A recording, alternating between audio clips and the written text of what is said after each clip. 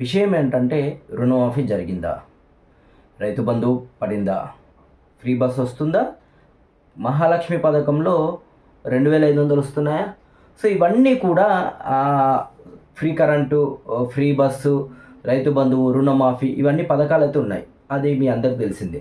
So 6 గ్యారంటీలో దాదాపు చాలా పథకాలు ఉన్నాయి. అవి కాకుండా 420 హామీస్, 420 హామీలు అయితే ఇవ్వడం జరిగింది కాంగ్రెస్ ప్రభుత్వం.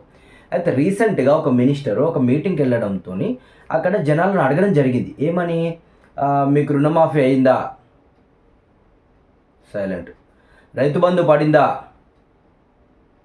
సైలెంట్. అంటే ఈ ఈ ఈ జనాలు ఎవరైతే ఉన్నారో ముందు వీళ్ళు ఏం అనకపోయే కల్లా వెనకాల ఉన్న ఏదైతే కొంతమంది వాళ్ళ కార్యకర్తలు అయితేంది, వాళ్ళ ఫాలోవర్స్ ఏంది, వీళ్ళు మీకు రైతు బంధు పడిందా, మీకు రుణమాఫీ అయిందా, మీకు ఫ్రీ బస్ వస్తుందా, మీకు ఫ్రీ కరెంట్ వస్తుందా అనడంతో ఆ మినిస్టర్కి కోపం వచ్చింది.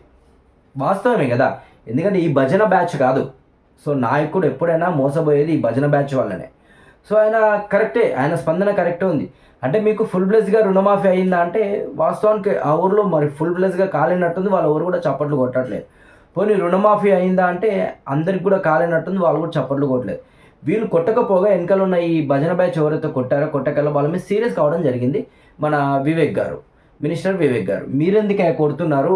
వాళ్ళు కదా వచ్చిన వాళ్ళు కదా కొట్టాల్సింది, మన డబ్బా మనం కొట్టుకోవడం ఏంది, ప్రజలు కదా తేల్చి చెప్పాల్సింది అనేసి వాళ్ళ క్లాస్ పీకడం జరిగింది.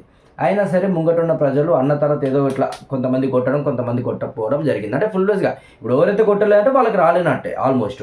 సో అది క్లియర్ కట్టుకుంది. మనం వాళ్ళ తప్పుగా క్రియేట్ చేయడానికి ఏం లేదు. అక్కడ జరిగిన వీడియో కూడా ఆల్రెడీ మీకు యూట్యూబ్లో ఉంది, సెర్చ్ చేసుకోవచ్చు. సో నేను చెప్పేది ఏంటంటే వాస్తవానికి ఏదైతే 6 గ్యారంటీలు అలా చాలా పథకాలు ఉన్నాయి.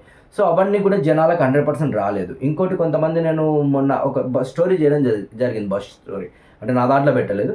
అందులో చెప్పింది ఏంటంటే వాళ్ళు ఫ్రీ బస్ ఇచ్చారు, బాగానే ఉంది, కానీ ఫ్రీ బస్సులు మాత్రం తగ్గించారు. మా రూట్లో ఒక 10 బస్సులు నడిచే సిచ్యువేషన్లో ఇప్పుడు ఫ్రీ అనే కల్లా ఆ ఫ్రీగా వచ్చే బస్సులో ఒక 5 బస్సులు తగ్గించేశారు. 5 బస్సులు తగ్గించి మెట్రో అని సూపర్ అవి వేరే ఎక్స్ప్రెస్ అనే ఇస్తున్నారు.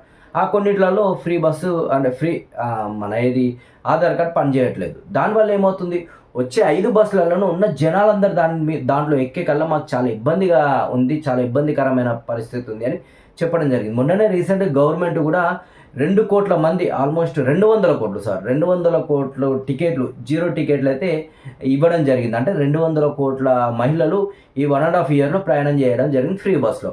అంటే దాదాపు దానివల్ల 6 కోట్లు 6 కోట్ల అమౌంట్, అంటే ఏదైతే టికెట్లకు రావాల్సిన పేమెంట్ ఉందో 6 కోట్లు జనాలకు మిగిలిపోవడం జరిగింది. అంటే 6 కోట్లు ఆర్టీసీకి అయితే లాసే జరిగింది కదా. సో అది పక్కన పెడితే, సో అది కాకుండా కళ్యాణ లక్ష్మి మన గతంలో కేసీఆర్ గారు ₹1,00,000 ఇచ్చేది. మన కాంగ్రెస్ ప్రభుత్వం వచ్చిన తర్వాత మేము ₹1,00,000 కాదు, ₹1,00,000తో పాటు తులం బంగారం కూడా ఇస్తానన్నారు. మరి ఆ తులం బంగారం కూడా లేదు, ₹1,00,000 కూడా అంటే ఫుల్ ప్లేస్గా అయితే రాలేదు అంటున్నారు. కొంతమందికి లేట్ అవుతుంది అంటున్నారు. సో ఏడమైతే ఇస్తున్నారు. సో అలా కాకుండా రీసెంట్గా ఏది మన మహాలక్ష్మి పథకంలోనే మహిళకు 2,500 ఇస్తానని చెప్పారు.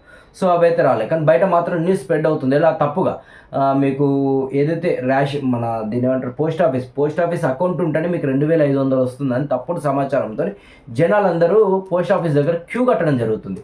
క్యూ కట్టిన తర్వాత కూడా అక్కడ వాళ్ళు క్లియర్ కట్గా చెప్పడం జరిగింది, ఎందుకు వచ్చారమ్మా మీరు, అసలు ఇలాంటివి లేవు, ఎవరు మీకు చెప్పారని వాళ్ళు ఓపెన్గా చెప్పడం జరిగింది. సో తర్వాత తిట్టుకోవడం అయితే కామన్ కదా, ఆడవాళ్ళది ఎట్లా ఉంటుంది, పెడితే పెట్టకూడతారు, లేకపోతే సాగకూడతారు అన్నట్టు. ఇస్తే హ్యాపీగా ఫీల్ అవుతారు, ఇవ్వకపోతే బూతులు తిడతారు. సో అలాగే జరిగింది సిచ్యువేషన్. పోయిన వాళ్ళందరూ కూడా రిటర్న్ రావడం జరిగింది. ఎవరిని మన సీఎంని వాళ్ళని వీళ్ళని అధికారులను అందరినీ తిట్టడం జరిగింది. అంటే తప్పుగా న్యూస్ కూడా ఓవర్ స్ప్రెడ్ చేశారు, వాళ్ళని కూడా తిట్టడం జరిగింది. అంటే పథకాలు అందరికీ చేరుతుందా అనేది అయితే క్వశ్చన్ మార్క్ 100%. అది ఇప్పుడు కొంతమందికి రైతు బంధు పడింది, కొంతమంది పడలేదు, కొంతమంది రుణమాఫీ ఫుల్ ప్లేస్గా అయింది, కొంతమందికి కాలేదు. సో కాలనీ వాడు ఎప్పుడైనా కడుపు మంటతోనే ఉంటాడు. నువ్వు ఎన్ని చెయ్యు, 10 చేసిన తర్వాత ఒక్కటి చేయకపోయినా సరే, 9 చేసి ఒక్కటి చేయకపోయినా సరే నాకు రాలేదని మొత్తుకుంటాడు సామాన్యుడు. సో అందుకని ఫుల్ ప్లేస్గా రాలేదు అంటే రాలేదు అన్నట్టు, సగం వచ్చిందని చెప్పాడు, ఎప్పుడైనా రాలేదు అని చెప్తాడు. సో అది కాకుండా ఇప్పుడు ఫ్రీ బస్ అంటున్నారు. ఫ్రీ బస్ వల్ల చాలామందికి ఉపయోగం, నేను కూడా ఒప్పుకుంటాను. అంటే గతంలో వెయిట్ చేయకుండా ఏది పడుతుంది డబ్బులే కదా అని ఎక్కిపోయే వాళ్ళు కూడా ఇప్పుడు బస్సు ఎక్కుతున్నారు. వాస్తవానికి బస్సు ప్రయాణం అనేది చాలా సురక్షితంగా ఉంటుంది అంటారు. సో అవి కూడా అక్కడక్కడ యాక్సిడెంట్ అవుతున్నాయి, చాలా సురక్షితంగా ఉంటుంది. ఆర్టీసీ బస్ డ్రైవర్లు చాలా జాగ్రత్తగా డ్రైవ్ చేస్తూ ఉంటారు. సో చాలామంది కూడా వెయిట్ చేసి ఆ బస్సు మన ఆర్టీసీ బస్సు ఎక్కి ట్రావెల్ చేస్తున్నారు. దానివల్ల చాలామంది కూడా బెనిఫిట్ పొందుతున్నారు. చాలామంది కూడా బెనిఫిట్ పొందుతున్నారు దానివల్ల, ఏది ఫ్రీ బస్సు వల్ల. సో అది కాకుండా ఆ ఫ్రీ బస్ కాకుండా ఉచిత కరెంటు కూడా ఆల్మోస్ట్ వస్తుంది, అందరికని చెప్పలేను, బట్ ఉచిత కరెంటు కూడా వస్తుంది. కానీ రాని వాళ్ళ పరిస్థితి ఏంది, కోపం అనేది ఉంటుంది బేసిక్గా. సో అదే ఇప్పుడు ఆ మీటింగ్లో చూపించడం జరిగింది.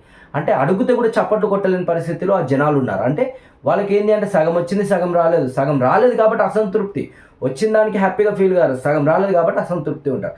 సో మరి స్థానిక ఎలక్షన్లు ఇప్పుడు ఎలా అయితే సర్పంచ్ ఎలక్షన్లు ఉన్నాయి ముందు, మరి ఆ సర్పంచ్ ఎలక్షన్లకు ఇదేమన్నా ప్రభావం ఉంటుందా అనేది క్వశ్చన్ మార్క్. 100% వాళ్ళు ఉంటుంది అని చెప్తున్నారు. కానీ సర్పంచ్ అనేది లోకల్ బాడీ ఎలక్షన్లు ఎలా ఉంటుందంటే అక్కడ పర్సన్ని చూసి మాత్రమే ఓట్లు వేస్తారు ఆ ఊరు జనాలు. సో నువ్వు ఈ పార్టీ అనేది పక్కన పెడితే, అరే వీడు మంచి పని ఓట్లు వేయడం జరుగుతుంది. ఇక్కడ ఏ పార్టీ అనేది ముఖ్యంగా చూడరు, ఫస్ట్ ఆఫ్ ఆల్ పార్టీ గురించి పట్టించుకోరు వాళ్ళు. మరి ఈ ఎలక్షన్లో ఏమైనా ప్రభావితం ఉంటుందా అనేది మాత్రం క్వశ్చన్ మార్క్ చూడాలి. పార్టీ నుంచి నిలబడతారా, అక్కడ లోకల్ క్యాండిడేట్లు నిలబడతారా అనేది క్వశ్చన్ మార్క్. కాబట్టి బీఆర్ఎస్ బీజేపీ కాంగ్రెస్ అనేది వాళ్ళకి అవసరం లేదు. ఈ వ్యక్తి మనకి ఏమైనా చేస్తారా, మన ఊరికి ఏమైనా చేస్తారా, మన వార్డుకి ఏమైనా చేస్తారా అనేది మాత్రమే వాళ్ళు ఆలోచిస్తారు. అందుకనే పెద్ద ప్రభావితం ఎవరు గెలిచినా మళ్ళీ అధికార పార్టీలోకి వెళ్తారు సర్పంచులు కాబట్టి వాళ్ళ పెద్దగా ప్రభావితం ఏముండదు. ఒకవేళ గెలిచినా పెద్ద ఉపయోగం ఏముండదు. వాళ్ళు చేయాలనుకుంటేనే చేస్తారు. ఎందుకంటే గతంలోనే దాదాపుగా చాలా కొన్ని కోట్లు సర్పంచులై పెండింగ్ బిల్లులు అయితే రాలేదు. మరి వాళ్ళు ఇప్పటికే బాధపడుతున్నారు. మరి వాళ్ళ పరిస్థితి ఏందనేది కూడా చూడాలి. అది కాకుండా నెక్స్ట్ ఏదైతే పథకాలు వచ్చిన వాళ్ళు 100% వేస్తారని కూడా గ్యారంటీ లేదు ఓట్లు. ఎందుకంటే వాళ్ళకి సగం వచ్చి సగం రాలేదనుకో అసంతృప్తిగానే ఉంటారు. ఇప్పుడు అదే ఆ మీటింగ్లో చూపించడం జరిగింది. అదే అంటే అందరు ఎందుకు ఫుల్ రేస్గా సపోర్ట్ కొట్టలేదంటే వాళ్ళకి సగం వచ్చి సగం రాకపోయినా ఇబ్బందే లేదు. పక్కోడికి వచ్చిందరే కర్మగాలు, వాడు కాంగ్రెస్ పార్టీ వానికే ఇస్తారు, నాకే లేదు కావాలని ఇంకా కోపం పెంచుకుంటాడు. సో అదొకటి ఇబ్బంది. దీనివల్ల ఏమవుతుందంటే వీళ్ళిద్దరి మధ్యలో గొడవ స్టార్ట్ అవుతుంది.